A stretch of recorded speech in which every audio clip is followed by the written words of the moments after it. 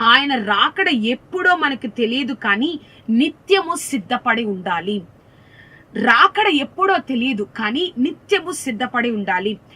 మత్తయి సువార్త 24వ అధ్యాయము 36వ వచనాన్ని మనం ఒకసారి చూస్తే, అయితే ఆ దినమును గూర్చియు ఆ గడియను గూర్చియు తండ్రి మాత్రమే ఎరుగును, కానీ ఏ మనుష్యునికైనను పరలోకమందున్న దూతలైనను కుమారుడైనను ఎరుగడు. ఎవ్వరికీ తెలియదు. ఇప్పుడు ఒక గెస్ట్లు, ఒక గొప్ప వారు మన ఇంటికి వస్తానని చెప్పారు. వాళ్ళు ఎప్పుడు వస్తారో మనకు తెలియదు. ఆ టైంలో మనం ఏం చేస్తామంటే, రానిలే, ఏం చేస్తాంలే, ఏమవుతుందిలే, ఎప్పటికప్పుడు వస్తారని మనం ఇష్టం వచ్చినట్లుగా ఆ ఇంటిని ఉంచుకోండి, ఇష్టం వచ్చినట్లుగా మనం ప్రవర్తించాం కదా. కానీ ఎప్పుడు వస్తారో తెలియదు కాబట్టి అన్ని సిద్ధపరచుకొని వారు ఎప్పుడు వస్తారా అని గుమ్మం వైపు, తలుపు వైపే చూస్తూ ఉంటాం కదా. అదే దేవుడు చెప్తున్నారు, నువ్వు ఎలా అయితే ఆ యొక్క గొప్ప వ్యక్తి కోసం చూస్తావో, ఈ లోక రక్షకుడైన దేవాది దేవుడి యొక్క రాకడ ఉంది కాబట్టి నువ్వు ఆ విధంగా రెడీగా ఉండాలి, నిత్యము సిద్ధపడి ఉండాలి. ఇప్పుడొచ్చిన దేవుడు నేను వెళ్తాను అన్న నిరీక్షణ, నేను ఆయనతో కలిసి ఉంటాను అన్న నిరీక్షణ మనకు ఉండాలి. అసలు మనం ఏ విధంగా రెడీగా ఉండాలో తెలుసా అండి? ఒక వాక్యాన్ని నేను చదువుతానండి. యాకోబు రాసిన పత్రిక 5వ అధ్యాయము 7-8 వచనాలు. యాకోబు 5వ అధ్యాయము 7-8 వచనాలు. సహోదరులారా, ప్రభువు రాకడ వరకు ఓపిక కలిగి ఉండడి. చూడడి, వ్యవసాయకుడు తొలకరి వర్షమును కడవరి వర్షమును సమకూడు వరకు విలువైన భూఫలము నిమిత్తము ఓపికతో కాచుకొనుచు దాని కొరకు కనిపెట్టును కదా. ప్రభువు రాకడ సమీపించుచున్నది గనుక మీరును ఓపిక కలిగి ఉండుడి, మీ హృదయాలను సిద్ధపరచుకొనుడి. ఒక వర్షము, నేను విత్తనాలేసాను, ఒక వర్షం ఈ వస్తే బాగుండు, ఒక వర్షం వస్తే నేను నిలబడతాను, నేను ఆశీర్వదింపబడతాను, నేను ఎంతగానో సంతోషంగా ఉంటాను. ఎంతగా వర్షం కోసం వేచి ఉంటాడో, ఎంతగా చూస్తా ఉంటాడో, ఆ విధంగా మనము కూడా అంతే ఆసక్తిగా నిత్యము మనం సిద్ధపరుస్తూ, అయ్యో నాకు విరోధమైన, దేవుడికి విరోధమైన కార్యాలు, పాపము, ఆలోచనలు నా హృదయంలో ఉన్నదేమో అని మనం సిద్ధపరచుకోగలిగితేనే మనం ఆయన రాకడలో ఎత్తబడతామండి. పేతురు రాసిన 2వ పత్రిక 3వ అధ్యాయము 12వ వచనం. పేతురు రాసిన 2వ పత్రిక 3వ అధ్యాయము 12వ వచనం. దేవుని దినపు రాకడ కొరకు కనిపెట్టుచు దానిని ఆసక్తితో అపేక్షించుచు మీ పరిశుద్ధమైన ప్రవర్తనతోనూ భక్తితోనూ ఎంతో జాగ్రత్తకరవారై ఉండవలెను. పరిశుద్ధమైన ప్రవర్తనతోనూ భక్తితోనూ ఎంతో జాగ్రత్త గలవారై ఉండవలెను అని దేవాది దేవుడు చెప్తున్నారు. చూసారా అండి? మనం అనుకుంటాం దేవుడి రాకడ ఉందిలే, ఎప్పుడోలే, ఆయన రాకడ వచ్చినప్పుడు రెప్పపాటున వచ్చేస్తుంది అంటండి. ఆ రాకడ రెప్పపాటున అంటే ఒక సంవత్సరాలు పడుతుందా అండి? కొన్ని గంటలు పడుతుందా? కొన్ని నిమిషాలు పడుతుందా? సెకండ్లు కూడా పట్టదండి.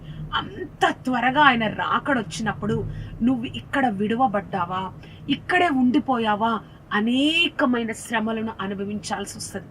కానీ నువ్వు ఎప్పుడైతే ఆయన రాకడ కోసం నువ్వు సిద్ధపడుతూ ఉంటావో, అవును, నేను నమ్ముతున్నాను, నోవాహు దినములో లాగా ఉన్నాయి, ఆ నోవాహు దినములాగా రాకడ లేదు. అందరూ చెప్పి చెప్పి చెప్పి చెప్పి ఆయన చెప్తారండి, నోవాహు 120 సంవత్సరాలు ఆ ఓడని కట్టి అందరికి ఒకే సందేశం ఇచ్చారు. దేవుడు నాశనం చేస్తారంట, వర్షం వస్తుంది, ఓడని కట్టాలి, అవన్నీ చెప్తున్నప్పుడు వాళ్ళకి అందరికి ఎగతాళిగా ఉన్నాయి. కానీ చివరికి ఆ 8 మందే మిగిలారు. నువ్వు నేను కూడా దేవుడి రాకడ వస్తుంది, నేను సిద్ధపడాలి, నేను జాగ్రత్తగా ఉండాలి, ఏ తప్పు నేను చెయ్యను అని నువ్వు ఈ లోకానికి కనబడతా ఉన్నప్పుడు నిన్ను ఎగతాళిగా చూడొచ్చు. నిన్ను ఏంటి ఈ విధంగా ప్రవర్తిస్తుంది, ఇలాగా ఉన్నారేంటి అనే వారు నిన్ను చూడొచ్చు. కానీ నువ్వు ఒక్కడ గుర్తుపెట్టుకోవాలి, దేవుడే వాగ్దానం చెప్పారు, దేవుడే చెప్పారు. ఏమని చెప్పారంటే, నోవాహు దినాల్లాగా ఈ యొక్క దినాలు కూడా ఉన్నాయి. నోవాహు ఆ కాలంలో ఒక ఎగతాళిగా, ఒక నవ్వుగా, కొన్ని సంవత్సరాలు పిచ్చోడిలాగా వాళ్ళ యొక్క కుమారులతో కలిసి ఓడను కట్టినట్లుగా నిన్ను నువ్వు సిద్ధపరచుకుంటా ఉన్నప్పుడు, నిన్ను నువ్వు జాగ్రత్త పరుచుకుంటా ఉన్నప్పుడు ఈ లోకం కూడా నిన్ను ఆ విధంగానే చూస్తుందేమో. ఒక్కటి గుర్తుపెట్టుకో, దేవుడే చెప్పిన తర్వాత నువ్వెందుకు వారికి భయపడడం? దేవుడే ఆ మాటను చెప్పిన తర్వాత వారికి ఎందుకు భయపడడం? వాళ్ళు ఇష్టం వచ్చినట్లుగా, ఎవరు లేరు, మమ్మల్ని ఎవరు చూడట్లేదు, ఇంకేమీ లేదు, ఇంకిదే శాశ్వతం అన్నట్లుగా నువ్వు జీవిస్తున్నప్పుడు దేవుడి వాగ్దానం మీద పునాది ఉంది కదా, నువ్వు భయపడకుండా నిన్ను నువ్వు జాగ్రత్త పరచుకో.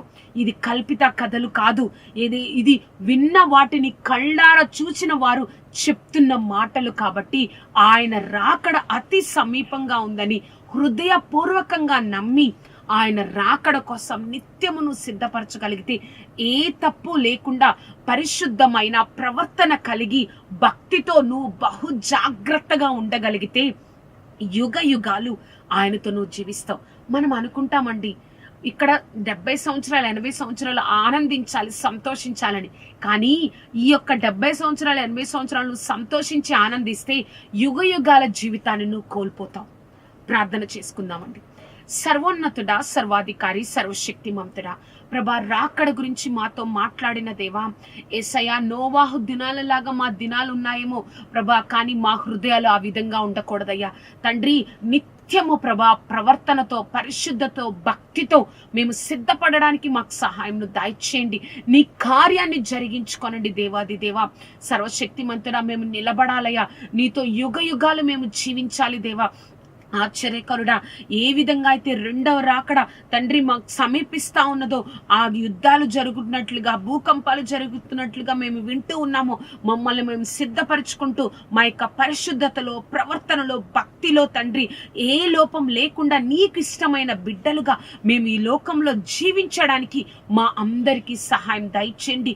ఎటువంటి అనుమానం ఉండకూడదయ్యా, నీ రాకడ అతి సమీపంగా ఉంది తండ్రి. నీ రాకడ ఆలస్యమేమో మేము మరణిస్తే నీ సన్నిధిలో ఉండాలయ్యా. మేము మరణించక ముందే నీ రాకడ వస్తే నీతో ఉండాలయ్యా ప్రభా. ఏది జరిగినా తండ్రి మా ధ్యేయం, మా లక్ష్యం తండ్రి నీతో యుగ యుగాలు జీవించడం దేవాది దేవా. మాకు అటువంటి కృపను ఈ కార్యక్రమం చూస్తున్న ప్రతి ఒక్కరికి అనుగ్రహించు సర్వశక్తిమంతుడా. నీ రాకడ అతి సమీపంగా ఉందని మేము నిత్యము తండ్రి సిద్ధపడుతూ నీ కృపలో నిలబడడానికి మాకు సహాయం దయచేయండి. నీ గొప్ప కార్యాన్ని జరిగించండి, నువ్వే తోడేయండి, నడిపించండి. సర్వశక్తిమంతుడు ఈ కార్యక్రమం చూస్తున్నారు, ఏ విధంగా ఇప్పటి నుంచి ఉన్నారో తెలియదు, కానీ ఇప్పటికి ఇప్పుడు తండ్రి మమ్మల్ని మేము సరి చేసుకుని భక్తిలో, ప్రవర్తనలో, పరిశుద్ధతలో బహు జాగ్రత్త కలిగి ఉండడానికి మాకు సహాయం దయచేయగలరని నజరేయుడైన యేసుక్రీస్తు నామం అడిగి వేడుకొంచున్నాము తండ్రి. Amen, amen, amen. చూసారు కదా అండి, దేవుడి రాకడ అతి సమీపంగా ఉంది.